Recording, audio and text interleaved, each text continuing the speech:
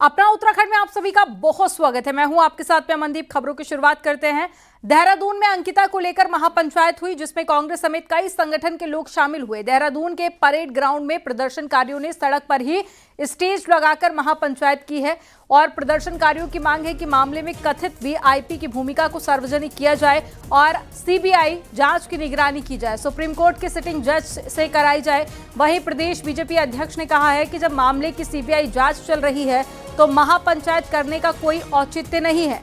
BJP का दावा है कि विपक्ष सिर्फ इस मुद्दे को राजनीतिक रंग देने की कोशिश कर रहा है।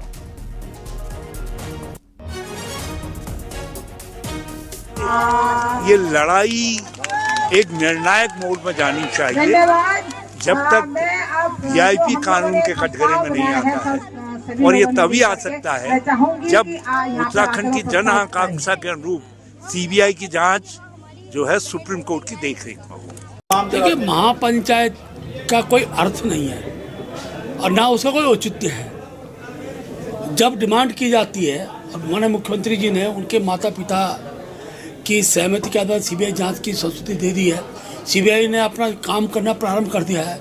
अब किसी प्रकार की भी कोई चर्चा अगर इस रूप में होती है तो मैं फिर कह रहा हूँ, ये उस मृत आत्मा को अपमानित करने का प्रयास है और केवल एक राजनीतिक मुद्दा अंकिता को बनाना चाहते हैं। इंडियन मिलिट्री एकेडमी यानी कि आईएमए के ठीक पीछे देहरादून के धोलास इलाके में 21 साल पुराना इस्लामिक शिक्षण संस्थान खोलने का मामला एक बार फिर से गर्मा गया है। आईएमए की सुरक्षा आपत्ति के चलते यहां पर इस्लामिक शिक्षण संस्थान नहीं खुल पाया। वहीं अब उसी जमीन पर नियमों को ताक पर रखकर प्लॉटिंग और बिक्री का खेल चल रहा है। अवैध कब्जे, लैंड यूज उल्लंघन और साथ ही डेमोग्राफी बदलने की साजिश के आरोप लगे हैं। आपको एक्सक्लूसिव रिपोर्ट दिखाते हैं, इसी से जुड़ी हुई। जमीयत उलेमाए हिंद का अध्यक्ष महमूद मदनी, यहां व्यक्ति मुसलमानों का नाम ले लेकर धंधा करने वाला व्यक्ति है। उत्तराखंड में जब कांग्रेस की सरकार थी, वो समय पर 103 बीघा जमीन कौड़ियों के भाव में कांग्रेस की सरकार से इन्होंने एजुकेशन मदरसा के नाम पर खरीदी थी। आज 500 करोड़ रुपए में देहरादून में यहां जमीन बेच रहे हैं और ये जो बहुत बड़ा लैंड जिहाद करने का जो प्रयत्न कर रहे हैं महमूद मदनी, इनके ऊपर कार्रवाई की जाए। यह है तेलंगाना के बीजेपी नेता टी राजा सिंह। जमीयत उलेमाए हिंद से जुड़े महमूद मसूद मदनी पर दिया गया उनका ये बयान वायरल होने के बाद उत्तराखंड सरकार हरकत में आई। मुख्यमंत्री पुष्कर सिंह धामी के निर्देश पर जब प्रशासन ने पड़ताल शुरू की तो शुरुआती जांच में चौंकाने वाले खुलासे सामने आ रहे हैं। मामला आईएमए से सटे हरियावाला धोलास गांव का है। साल 2004 में महमूद मदनी से जुड़े शेखुल हिंद एजुकेशन चैरिटेबल ट्रस्ट को यहाँ 20 एकड़ जमीन खरीदने की अनुमति दी गई। मकसद था इस्लामिक शिक्षण संस्थान खोलने का। संस्थान तो नहीं बना, लेकिन 2014 के बाद इसी जमीन पर प्लॉटिंग कर बिक्री शुरू हो गई और अब तक समुदाय विशेष के करीब 1 दर्जन लोगों को प्लॉट बेचे जा चुके हैं। आरोप है कि 20 एकड़ की आड़ में ग्राम समाज और वन विभाग की जमीन पर भी कब्जा किया गया। डेमोग्राफी चेंज का हवाला भी इसी वजह से दिया जा रहा है। मामले की जाँच अब प्रशासन कर रहा है। जैसे ही ये मामला हमारे संज्ञान में आया, तत्काल एक हमने टीम का गठन किया इसमें कि जो ज़मीन खरीदी गई थी वो किस तरीके से खरीदी गई है और किस तरीके से आगे लोगों को बेची गई है। तो उसकी हम एक विस्तृत रिपोर्ट तैयार कर रहे हैं कि क्योंकि ये रिपोर्ट जिला कार्यालय, सब रजिस्ट्रार के ऑफिस और तहसील से बननी थी, तो इसकी अभी तैयार की जा रही है। दरअसल 2004 में जैसे ही मदरसा निर्माण की योजना सामने आई, इंडियन मिलिट्री एकेडमी ने सुरक्षा कारणों से कड़ा विरोध दर्ज कराया। आईएमए की आपत्ति के बाद योजना ठंडे बस्ते में चले गई। साल 2014 में कांग्रेस सरकार के दौरान मामला फिर हाईकोर्ट पहुंचा, लेकिन वहां भी आईएमए की सुरक्षा आपत्ति सबसे बड़ा आधार बनी। हाईकोर्ट ने साफ कहा कि अगर जमीन बेची जाएगी तो लैंड यूज चेंज नहीं होगा, जमीन कृषि की ही रहेगी। धौलास की ग्राम प्रधान का आरोप है कि प्लॉटिंग के लिए सैकड़ों साल के पेड़ काट दिए गए। ग्रामीणों ने कई बार शिकायत की, लेकिन सुनवाई नहीं हुई।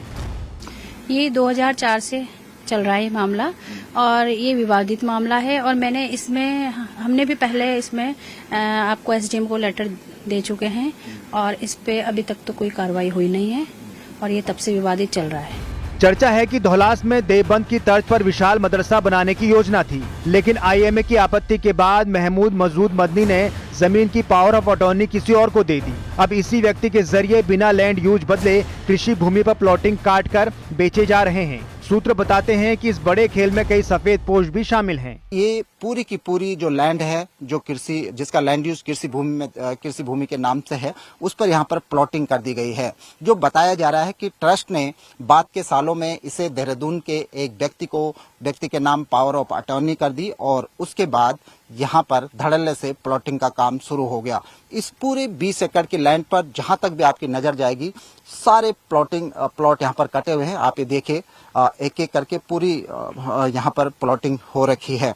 जो ये भी बात कही जा रही है कि ये जो जमीन थी, ये करीब 20 से 22 जो हिंदू परिवार यहाँ पर रहते थे, उनसे ये जमीनें खरीदी गई थी ट्रस्ट के नाम पर, और अब धीरे धीरे यही जमीन मुस्लिम लोगों को यहाँ से दी जा रही है। जो जानकारी हमारे पास है, करीब दर्जन भर मुस्लिम परिवार यहाँ पर बाकायदा जमीन की रजिस्ट्री भी कर चुके हैं, दाखिल खारिजा भी यहाँ पर कर चुके हैं।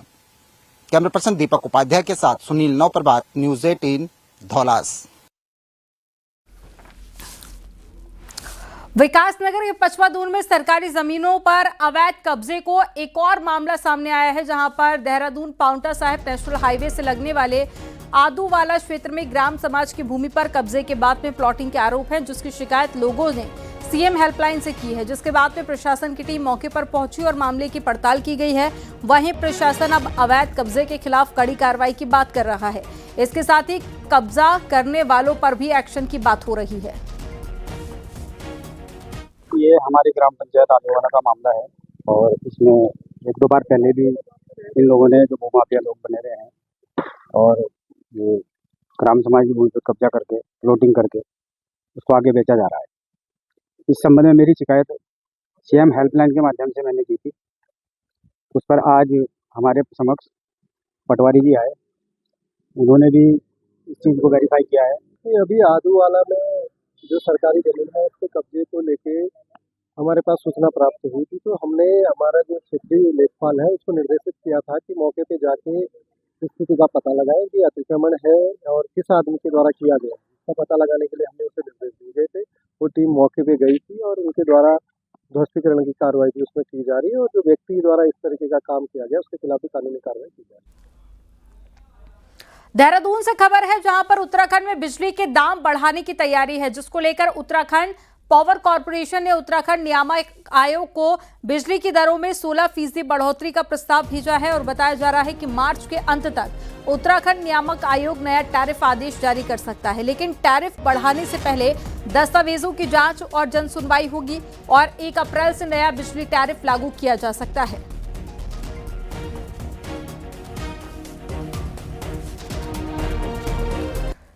देहरादून में रविवार को बीजेपी ने सदस्यता अभियान के तहत कांग्रेस के कई नेताओं को बीजेपी की सदस्यता दिलाई, जिसमें 12 विधानसभा से नगर पालिका अध्यक्ष, पूर्व जिला पंचायत अध्यक्ष, ब्लॉक प्रमुख समेत कई जनप्रतिनिधि शामिल हुए। पार्टी की सदस्यता ग्रहण करने वालों में पौड़ी विधानसभा से नगर पालिका अध्यक्ष हिमानी नेगी, पूर्व जिला पंचायत अध्यक्ष पौड़ी केशर सिंह नेगी और सभासद प्रदीप दिनेश सिंह शामिल रहे। वहीं उत्तरकाशी के पुरोला से प्रधान बलवीर सिंह रावत और क्षेत्र के कई सारे नेता मौजूद रहे। बहुत बढ़िया से लगा आइए। और देहरादून में सीएम पुष्कर सिंह धामी उत्तरायणी कौथिक महोत्सव के समापन कार्यक्रम में शामिल हुए। 5 फरवरी से उत्तरायणी कौथिक महोत्सव शुरू हो रहा था, जिसका आज समापन हो गया है, जिसमें सीएम धामी समेत बीजेपी के कई पदाधिकारी मौजूद रहे। और सेवा संकल्प धारिणी फाउंडेशन द्वारा उत्तरायणी कौथिक महोत्सव का आयोजन किया गया था और सेवा संकल्प फाउंडेशन की संस्थापक गीता धामी भी रही। हमारी पूर्वजों के द्वारा स्थापित की गई थी, वो धीरे धीरे विलुप्त हो रही है, धीरे धीरे उसमें न्यूनता आ रही है। उसका कैसे संवर्धन हो, कैसे वो पीढ़ी दर पीढ़ी आगे बढ़े।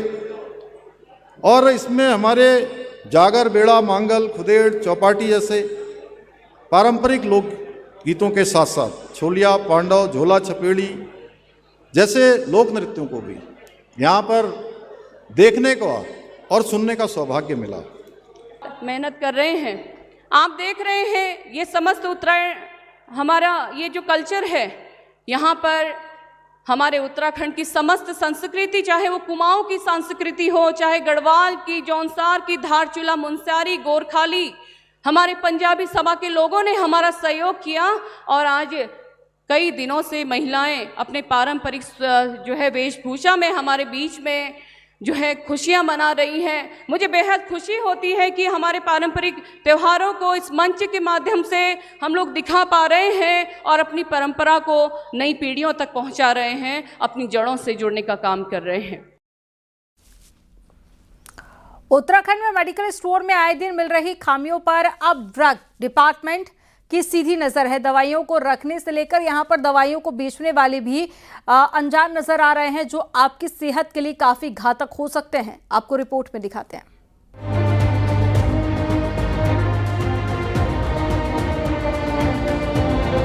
बीमारी में जिन दवा को आप मेडिकल स्टोर से लेते हैं वो कई बार आपको ठीक करने से ज्यादा आपकी जान के लिए घातक भी हो सकती है।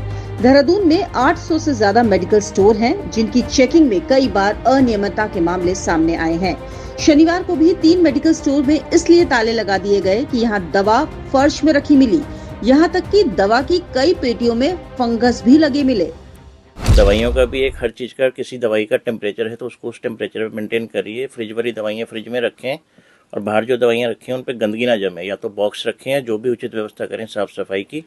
ये पहले भी सभी सदस्यों को बता दिया गया है और आपके माध्यम से पुनः ये बताना चाहते हैं कि देखिए जो भी विभाग कार्रवाई कर रहा है वो नियमों के तहत कर रहा है और इसमें हम भी ये नहीं चाहेंगे कि किसी मेंबर पे हमारे अनियमितता का आरोप लगे जिससे कि हमारा ट्रेड भी बदनाम हो। वहीं अधिकारी कहते हैं कि लगातार छापेमारी की जा रही है, जिसमें पाया गया है कि कई मेडिकल स्टोर नियमों का पालन नहीं कर रहे हैं। दवा को रखने में हल्की सी लापरवाही जानलेवा हो सकती है।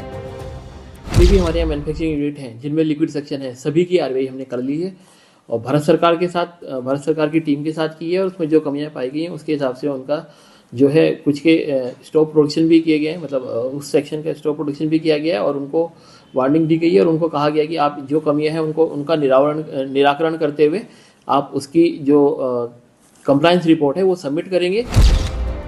दवा जितनी जान बचाने में सहायक है उसको लेकर हल्की सी भी लापरवाही जान ले भी सकती है। इसलिए पिछले कुछ महीनों में हुई चेकिंग में तेजी तो आई, लेकिन ये भी पता चला कि प्रदेश में दवा के रखरखाव की मॉनिटरिंग पर नजर पैनी होना जरूरी है। न्यूज़ 18 के लिए देहरादून से भारती सकलानी उनियाल की रिपोर्ट।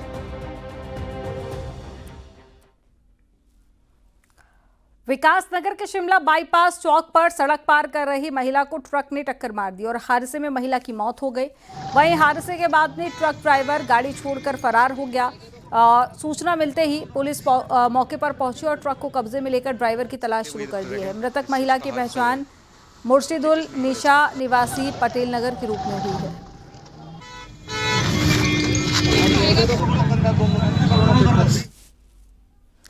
हरिद्वार में शारदीय कांवड़ मेले को सकुशल संपन्न कराने के लिए पुलिस ने कमर कस ली है और रविवार को शारदीय कांवड़ मेले की ड्यूटी में लगे पुलिस वालों की ब्रीफिंग की गई है। आपको बता दें कि 2 फरवरी से शुरू हुई कांवड़ यात्रा 15 फरवरी तक चलेगी और सुरक्षा व्यवस्था के मद्देनजर मेला क्षेत्र को 9 जोन और साथ ही 19 सेक्टर में बांटा गया है। वहीं मेले में पुलिस के अलावा पीएसी, एसडीआरएफ भी तैनात की गई है।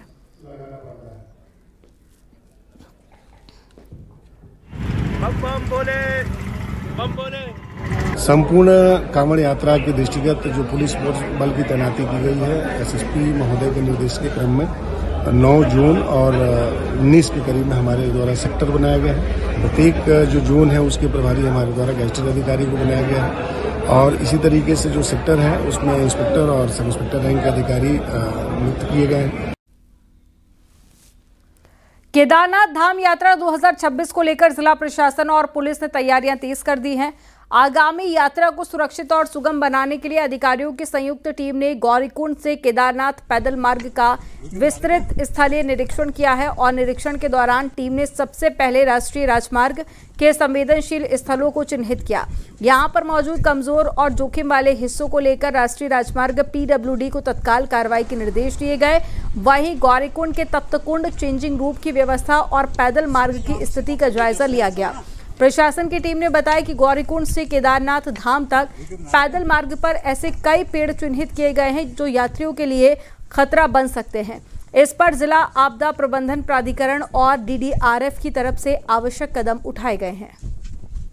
आज पैदल मार्ग के गौरीकुंड से बड़ी लिंचौली तक विभिन्न पड़ावों का निरीक्षण किया गया, जिसमें कि सभी टीमों द्वारा अपने अपने कार्यों का निरीक्षण किया गया।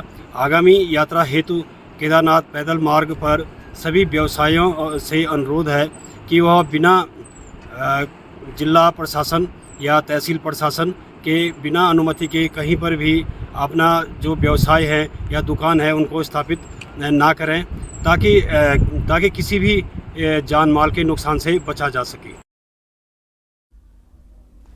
केदारनाथ में जमकर हुई बर्फबारी के बाद में केदार पूरी चांदी की तरह चमक रही है और पूरी केदार घाटी में पहाड़ियां बर्फ की चादर से लिपटी हुई नजर आ रही है। जमकर हुई बर्फबारी के बाद में धाम में कई फीट तक बर्फ जम गई है और कड़ाके की ठंड के बीच में केदार धाम की सुरक्षा में पुलिस और ITBP जवान तैनात है जो अपनी ड्यूटी पर लगे हुए हैं।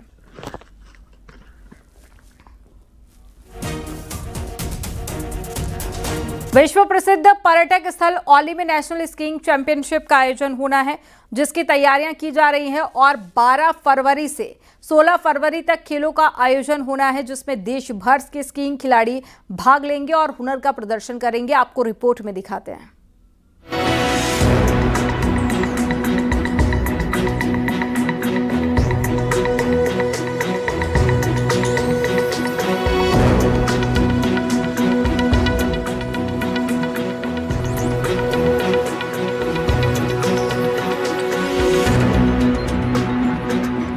औली में 12 से 16 फरवरी तक विंटर कार्निवल और नेशनल स्कीइंग चैंपियनशिप का आयोजन होने जा रहा है और इस चैंपियनशिप को भव्य बनाने की तैयारियां जोरों पर हैं। उत्तराखंड सरकार भी इस चैंपियनशिप को बड़े स्तर पर आयोजित करने की तैयारी में है और मुख्य अतिथि के तौर पर मुख्यमंत्री पुष्कर सिंह धामी को आमंत्रित किया जा रहा है। विंटर कार्निवल और नेशनल स्कीइंग चैंपियनशिप की तैयारी को लेकर SDM जोशीमठ की अध्यक्षता में पर्यटन विभाग, गढ़वाल मंडल विकास निगम और होटल एसोसिएशन की बैठक हुई। इस बैठक में होटल, परिवहन, खिलाड़ियों और आने वाले पर्यटकों की व्यवस्था पर विस्तार से चर्चा की गई। निगम का वहाँ पे जो हमारा आवासीय व्यवस्था बनी वो तो पहले से सुचारू रूप से है, लेकिन उसके अलावा जो प्राइवेट हमारे होटल वगैरह हैं उसमें कितने हमें रूम मिल पाएंगे, उसके लिए हम अपनी एक कमेटी बनाई है। वो कमेटी जा कर के रूम का सत्यापन भी करेगी, साथ में क्या उसके रेट होंगे वो समिति डिसाइड करेगी। विंटर सीजन में औली में हमेशा बड़ी संख्या में पर्यटक पहुंचते हैं और इस बार भी कारोबारी खासे उत्साहित दिख रहे हैं। होटल एसोसिएशन ने प्रशासन को भरोसा दिलाया कि औली आने वाले खिलाड़ियों और पर्यटकों के लिए होटल्स और होमस्टे उचित दरों पर उपलब्ध कराए जाएंगे। होटल एसोसिएशन और स्थानीय खिलाड़ी लोग और पर्यटन विभाग के DTO साहब, गढ़वाल मंडल विकास निगम, जिसमें पूरी जिम्मेदारी इस बार इस कार्निवल को कराने के लिए हम सब लोगों की एक बैठक हुई है। बहुत सकारात्मक बैठक हुई है और इस जो भी ये कार्निवल होगा उसमें स्थानीय लोगों को भी प्रतिभा करने का मौका मिलेगा, स्थानीय कलाकारों को भी प्रतिभा करने का मौका मिलेगा। स्कीइंग खेलों की वजह से औली की अंतर्राष्ट्रीय पहचान है। हालांकि कम बर्फबारी के कारण कई बार आयोजन प्रभावित होते रहे हैं, लेकिन इस बार GMBN और विंटर गेम संगठन मिलकर विंटर कार्निवल और स्कीइंग चैंपियनशिप का आयोजन कर रहे हैं। उम्मीद की जा रही है कि इस बार का आयोजन सफल होगा और औली को पर्यटन और विंटर स्पोर्ट्स की दुनिया में एक नई पहचान मिलेगी। न्यूज़ 18 के लिए औली से नितिन सेमवाल की रिपोर्ट।